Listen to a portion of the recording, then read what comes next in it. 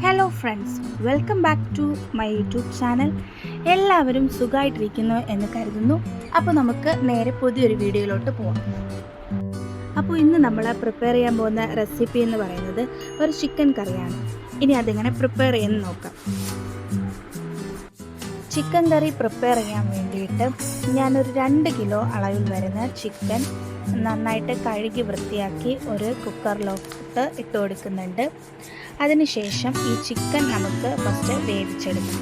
അതിന് വേണ്ടിയിട്ട് ഞാനിതിലോട്ട് കുറച്ച് ഇഞ്ചി വെളുത്തുള്ളി പേസ്റ്റ് ചേർത്ത് കൊടുക്കുന്നുണ്ട്. അതോടൊപ്പം തന്നെ 1 ടീസ്പൂൺ മഞ്ഞൾപ്പൊടിയും പിന്നെ കുറച്ച് ഉപ്പും ആവശ്യത്തിനനുസരിച്ച് തൈരും കൂടെയാണ് ഇതിലോട്ട് ചേർത്ത് കൊടുക്കുന്നത്.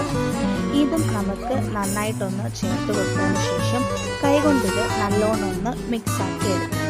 ശേഷം ഇതൊരു 3 വിസിൽ വിളിച്ച് എടുക്കാം. കാരണം നമുക്ക് ഈ ചിക്കൻ കറിയിലോട്ട് ഇട്ടതിന് ശേഷം വീണ്ടും വേവിച്ചെടുക്കാറുണ്ട്. അതിന് വേണ്ടിയിട്ടാണ് ഞാനൊരു 3 വിസിൽ വിളിച്ച് ആദ്യമേ തന്നെ ഇത് വേവിച്ചെടുക്കുന്നത്. നമ്മുടെ ചിക്കൻ വെന്ത് വരാൻ ഏതായാലും കുറച്ച് സമയം എടുക്കും. ആ സമയം കൊണ്ട് നമുക്ക് ബാക്കി പ്രോസസ്സിലോട്ട് പോകാം. നമ്മുടെ ചിക്കൻ കറി തയ്യാറാക്കാൻ വേണ്ടിയിട്ട് ഞാൻ 6 സവാള തൊലിയൊക്കെ പൊളിച്ച് നീളത്തിൽ കട്ട് ചെയ്തെടുത്തിട്ടുണ്ട്. 3 തക്കാളി ചെറുതായി കട്ട് ചെയ്തെടുത്തിട്ടുണ്ട്.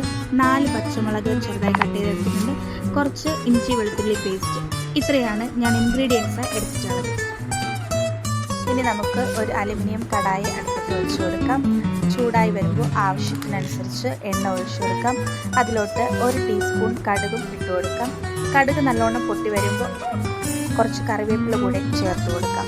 എന്നിട്ട് നമ്മൾ കട്ട് ചെയ്ത് വെച്ചിരിക്കുന്ന സവാള കുറച്ചായിട്ട് ഇതിലോട്ട് ആഡ് ചെയ്ത് കൊടുക്കാം. സവാളയൊക്കെ എണ്ണയിലോട്ട് ഇട്ട് കൊടുത്തതിന് ശേഷം ഇത് നല്ലോണം ഒന്ന് മിക്സാക്കി കൊടുക്കണം. ഈ സമയത്ത് നിങ്ങൾക്ക് നിങ്ങൾ അടുത്ത് നിന്ന് കുക്ക് ചെയ്യുകയാണെങ്കിൽ ഫ്ലെയിം ഹൈയിലോ അല്ലെങ്കിൽ ഹൈ ഫ്ലെയിമിലിട്ട് വേവിക്കാം. അതേ സമയത്ത് അല്ലാത്തപ്പോൾ ലോ ഫ്ലെയിമിലിട്ടാണ് നമുക്ക് ഈ സവാള കുക്ക് ചെയ്തെടുക്കേണ്ടത്.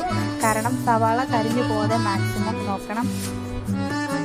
ഒരു 5 to 7 മിനിറ്റ്സ് കൊണ്ട് നമ്മുടെ സവാള ഏകദേശം നല്ല ഗോൾഡൻ ബ്രൗൺ കളറായി വന്നിട്ടുണ്ട്. അതിനുശേഷം ഇതിലേക്ക് കുറച്ച് ഇഞ്ചി വെളുത്തുള്ളി പേസ്റ്റ് കൂടെ ചേർത്ത് കൊടുത്ത് ഒരു 2-3 മിനിറ്റ്സ് കൂടെ ഇതും ഒന്ന് നന്നായിട്ടൊന്ന് വഴറ്റിയെടുക്കാം. അതിനുശേഷം കട്ട് ചെയ്ത് വെച്ചിരിക്കുന്ന തക്കാളിയും പച്ചമുളകും കൂടി ഇതിനോടൊപ്പം ആഡ് ചെയ്ത് അതും ഒന്ന് നമുക്ക് നന്നായിട്ടൊന്ന് വഴറ്റിയെടുക്കാം. ഇത്രയും ഇൻഗ്രീഡിയൻസ് ഇട്ട് കൊടുത്തതിന് ശേഷം നമുക്കിത് ലോ ഫ്ലെയിമിൽ വെച്ച് അടച്ച് വെച്ച് ഒരു 5 to 7 മിനിറ്റ്സ് വരെ എല്ലാം ഒന്ന് വെന്ത് വരുന്നത് വരെ കുക്കാക്കി എടുക്കാം. ഇനി ഇതൊന്ന് ഓപ്പൺ ആക്കി നോക്കാം. ഓൾമോസ്റ്റ് നമ്മുടെ ഇൻഗ്രീഡിയൻസ് ഒക്കെ വെന്ത് വന്നിട്ടുണ്ട്. ഇനി ഇതിലേക്ക് നമുക്ക് പൊടികളാണ് ചേർത്ത് കൊടുക്കേണ്ടത്. ഞാനൊരു 1.5 സ്പൂൺ മുളക് പൊടി ചേർത്ത് കൊടുക്കുന്നുണ്ട്. അതോടൊപ്പം തന്നെ 3 സ്പൂൺ മല്ലിപ്പൊടിയാണ് ചേർത്ത് കൊടുക്കേണ്ടത്. നമ്മൾ ഈ ഇറച്ചിക്കറിയും ചിക്കൻ കറിയും ബീഫ് കറിയും പിന്നെ കടലക്കറി ഇതുപോലത്തെ കറിയൊക്കെ വയ്ക്കുമ്പോൾ മല്ലിപ്പൊടി കുറച്ച് കൂടുതൽ ഇടുന്നത് ഗ്രേവി കുറച്ചുകൂടെ കൂടുതൽ കിട്ടാൻ വേണ്ടിയിട്ട് സഹായിക്കും. അതിനുശേഷം 1 ടീസ്പൂൺ മഞ്ഞൾപ്പൊടിയും ചേർത്ത് കൊടുത്ത് ഇതിൻ്റെ പച്ചമണം മാറി കിട്ടുന്നത് വരെ ഇത് നമുക്കൊന്ന് ഡ്രൈ ആക്കി എടുക്കാം. നമ്മുടെ ചിക്കൻ വേവിക്കാൻ വച്ചിരുന്നു. അതിൻ്റെ പ്രഷറൊക്കെ പോയിട്ടുണ്ട്. ഇത് നമുക്ക് ഓപ്പൺ ചെയ്ത് നോക്കാം. ചിക്കൻ ഇപ്പോൾ ഹാഫ് കുക്കായി വന്നിട്ടുണ്ട്. ഇനി നമുക്ക് ഡ്രൈ ആക്കി വെച്ചിരിക്കുന്ന നമ്മുടെ മസാലയിലോട്ട് ഈ ചിക്കൻ ഇട്ട് കൊടുത്ത് വീണ്ടും ഒന്ന് ഇളക്കിയെടുക്കാം.